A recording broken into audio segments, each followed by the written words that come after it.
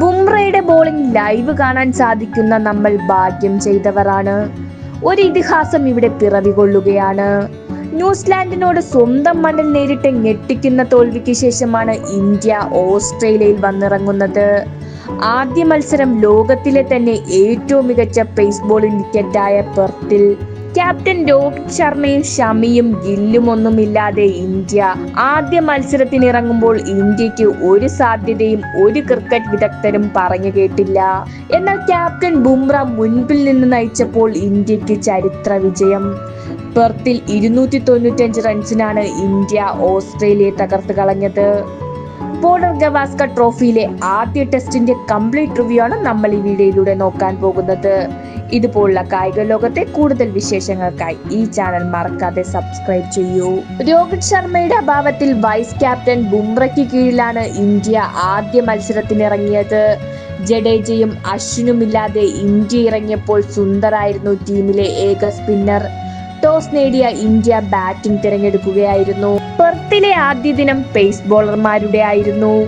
Indian ബാറ്റർമാരെ Australian pace നിര 150 റൺസിന് ഇറങ്ങിയിട്ടപ്പോൾ തന്റെ ആദ്യ മത്സരം കളിക്കുന്ന നിതീഷ് റെഡ്ഡിയുടെ 41 റൺസാണ് ഇന്ത്യയുടെ ടോപ്പ് സ്കോററായത്.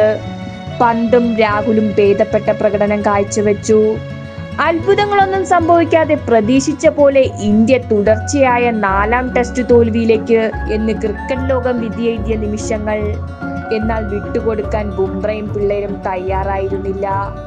ലോകത്തിലെ ഏറ്റവും മികച്ച പേസ് ബോളേഴ്സിന് അപ്പുറം ലോകത്തിലെ നിലവിലെ ഏറ്റവും മികച്ച ക്രിക്കറ്റ് താരം താനാണെന്ന് തെളിയിക്കുന്ന പ്രകടനം ബുംറ പുറത്തെടുത്തപ്പോൾ ഓസ്ട്രേലിയക്ക് ഉത്തരങ്ങളുമില്ലാതെയായി പോയി.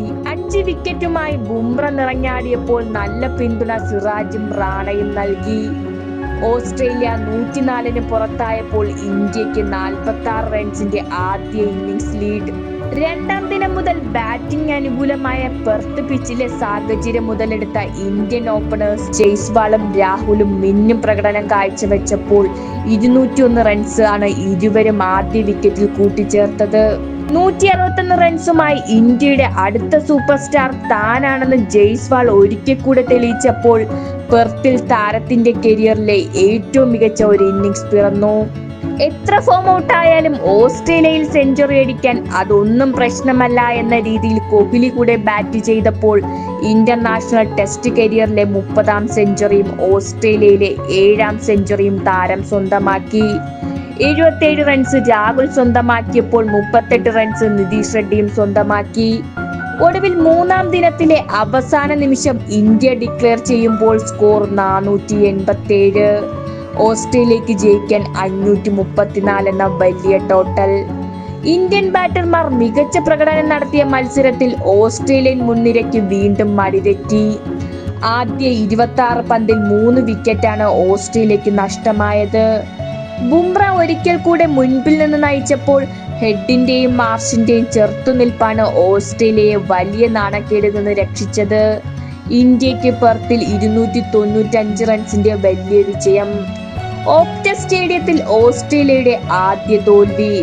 ബുംറയും സിറാജും 3 വിക്കറ്റ് സ്വന്തമാക്കി. കഴിഞ്ഞ വട്ടം ഓസ്ട്രേലിയയിൽ നടന്ന ബോർഡർ ഗവാസ്കർ ട്രോഫി എവിടെ നിർത്തിയോ അവിടെ നിന്നാണ് ഇന്ത്യ വീണ്ടും തുടങ്ങിയത്. അവസരത്തിനൊത്ത് യുവനിര ഉണർന്നപ്പോൾ ഇന്ത്യക്ക് ചരിത്രത്തിലെ ഏറ്റവും മികച്ച വിജയങ്ങളിൽ ഒന്ന് സ്വന്തം. ബുംറ തന്നെയാണ് കളിയിലെ താരം.